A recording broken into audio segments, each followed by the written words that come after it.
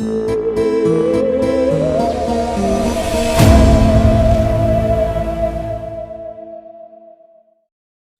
जाता है कि एक डायन अपना प्रतिशोध 7 जन्मों के बाद भी नहीं भूलती।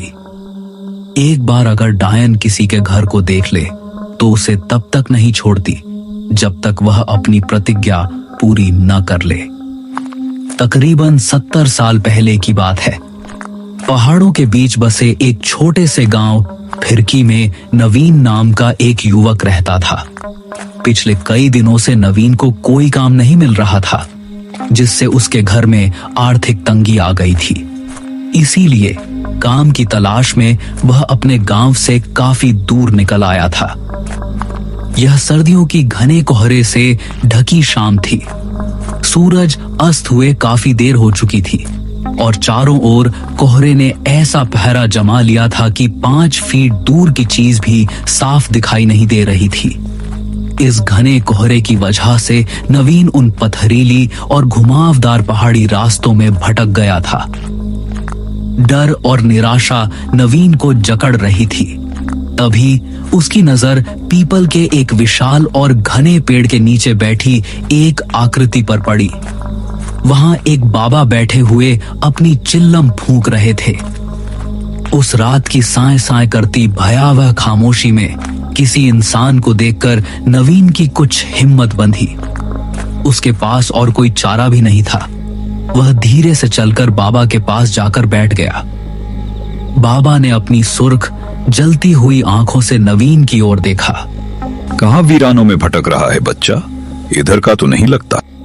नवीन ने कांपते हुए जवाब दिया, मैं 7 कोस दूर फिरकी गांव से काम की तलाश में निकला था। काम तो नहीं मिला, लेकिन लौटते हुए अंधेरा हो गया और पहाड़ों में रास्ता भी भटक गया। अब ना आगे का कुछ समझ आता है न पीछे का।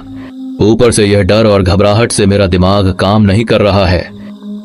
पहाड़ों में ऐसे दिन ढले वीरान रास्तों पर निकलना ठीक नहीं होता। तू ये जो नहर के साथ वाली पगडंडी है उसे पकड़ कर निकल जा। आगे एक गांव पड़ेगा, वहां जाकर मदद मांग लेना। और हां, अब रास्ते में रुककर इधर उधर मत देखना।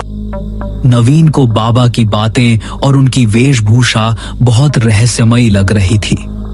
हड्डियों को गला देने वाली कंपाती ठंड में उनके शरीर पर न मात्र के कपड़े थे, फिर भी उनके चेहरे पर ठंड का कोई असर नहीं था।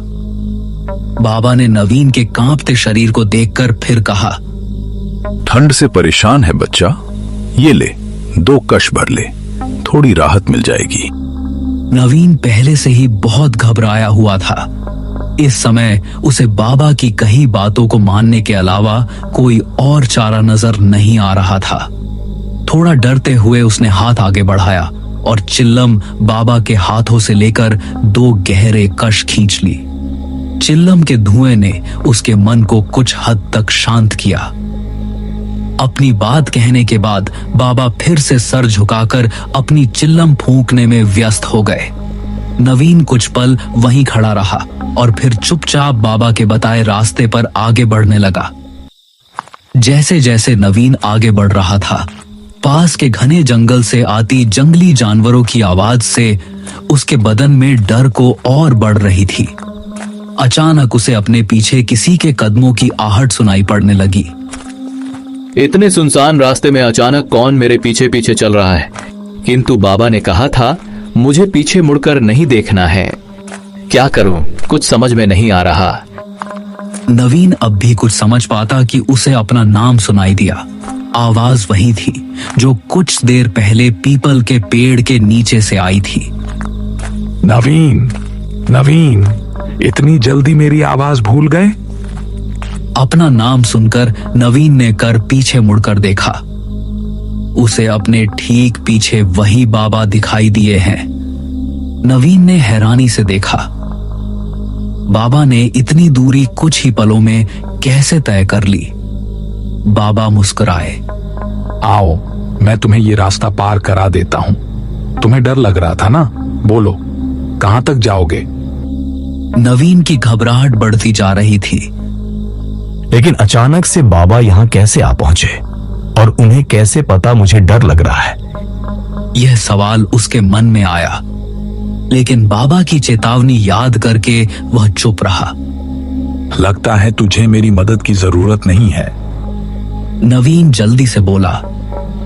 नहीं नहीं, ऐसी बात नहीं है। बस मेरा कोई ठिकाना नहीं बाबा, काम की तलाश में निकला था। रात में किसी गांव में डेरा लगा लूंगा, सुबह फिर काम ढूंढूंगा। बाबा ने अपनी लंबी उंगली से एक और इशारा किया। इस रास्ते से दाएं घूम जाना, आगे एक जंगल दिखाई देगा। उसके पार एक बूढ़ी औरत रहती है। वह किसी विश्वास के आदमी को ढूंढ रही है जो उसके बंगले की मरम्मत कर दे। बदले में तुम्हें अच्छी रकम दे देगी। नवीन की आंखों में चमक आ गई। लेकिन उसकी एक शर्त है, बस अपने काम से काम रखना होगा। घर में किसी सामान को हाथ नहीं लगाना है और बूढ़ी से कोई सवाल भी नहीं करना है। एक और बात का ख्याल रखना, बूढ़ी औरत के पीछे जाने की गलती कभी न करना। नवीन ने जल्दी से कहा। मुझे बस काम मिल जाए, इसके अलावा मुझे उस बूढ़ी औरत से कोई मतलब नहीं। आपका बहुत बहुत धन्यवाद बाबा। नवीन ने संकोच से पूछा। लेकिन इतनी रात में क्या वहां जाना सही रहेगा? तुम जाओ, वो बुढ़िया रातों को सोती नहीं है। तुम्हें वह तुम्हारा इंतजार करती मिलेगी।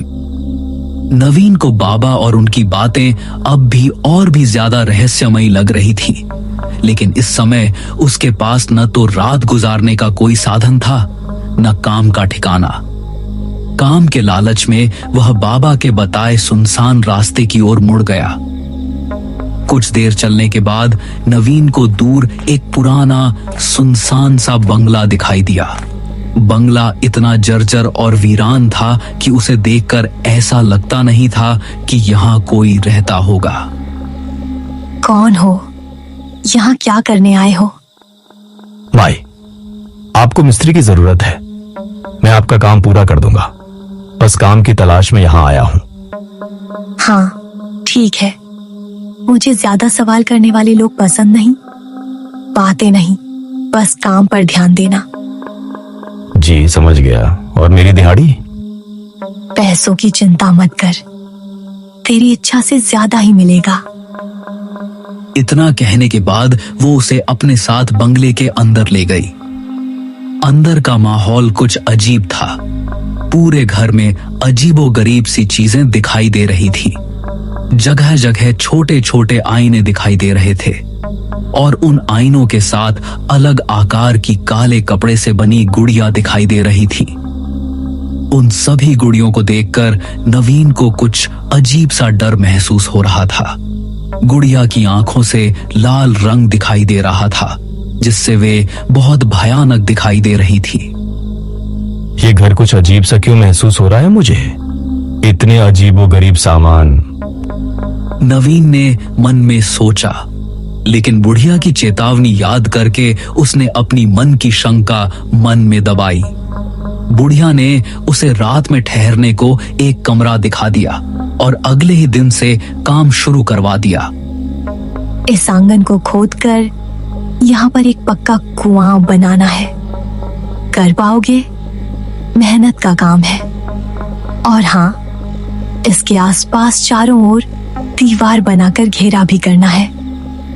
नवीन खुशी खुशी काम करने के लिए तैयार हो गया था। दिन भर बिना मुंह से चूं की भी आवाज किए वह अपने काम में लगा रहता।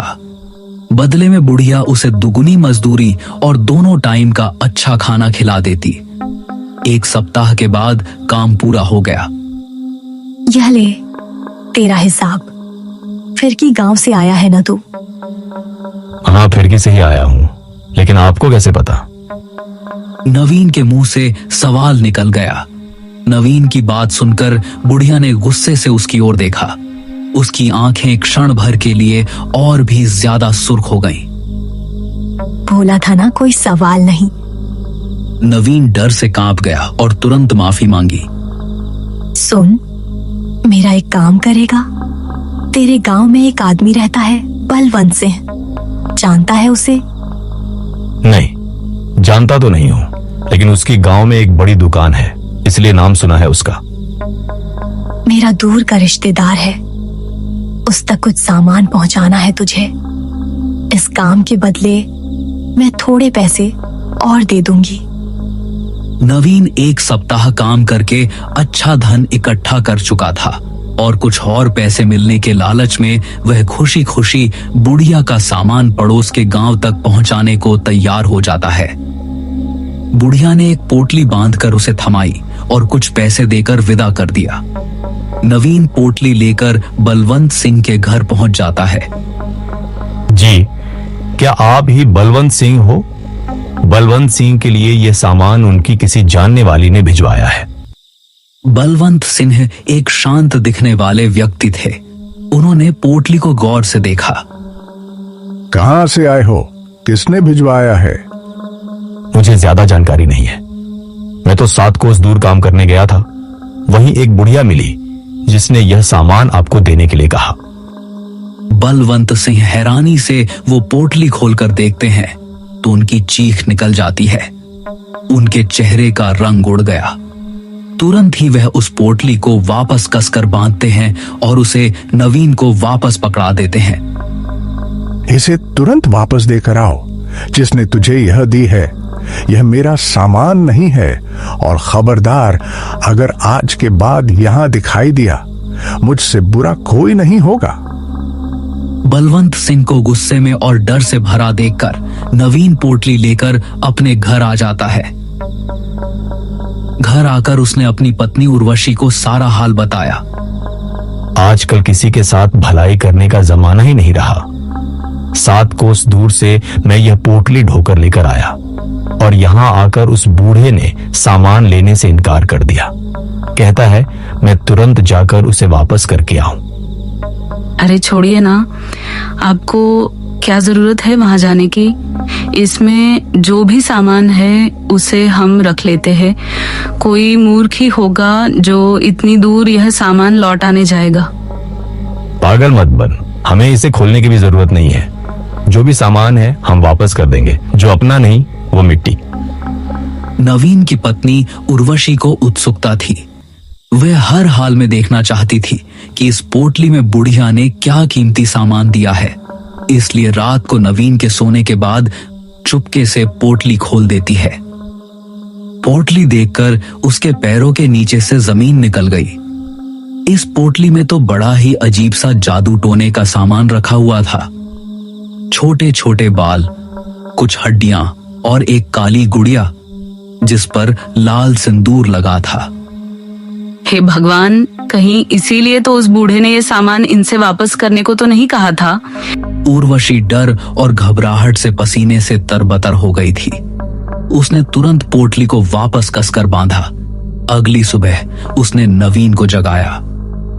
सुनिए जी, ये पोटली उस बुढ़िया को वापस देकर आइए, और चाहे जो हो जाए आप वहाँ एक पल को भी ठहरना मत। तूने ये पोटली खोली थी क्या? नहीं, मैंने कुछ नहीं देखा, बस तुम ये वापस देकर आओ। नवीन वह पोटली लेकर घर से निकलकर अभी कुछ ही दूर पहुंचा था कि बलवंत सिंह के घर से रोने की आवाजें सुनाई दी। गांव के कुछ लोग भीड़ लगाए खड़े थे। अरे भाई, बड़ी बुरी मौत हुई बलवंत काका और उनकी पत्नी की।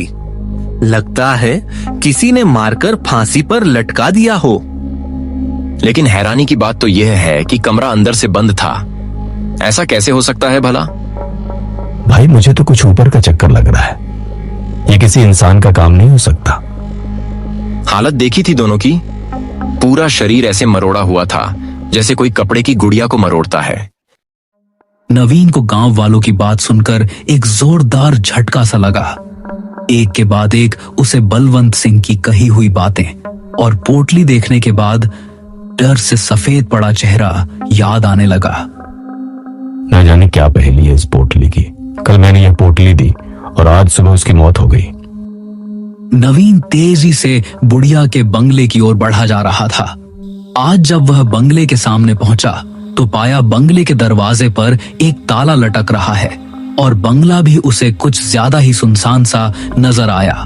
नवीन अब इस बंगले और बुढ़िया का सच जानना चाहता था। इसलिए वह ताला तोड़कर उसके अंदर घुस जाता है।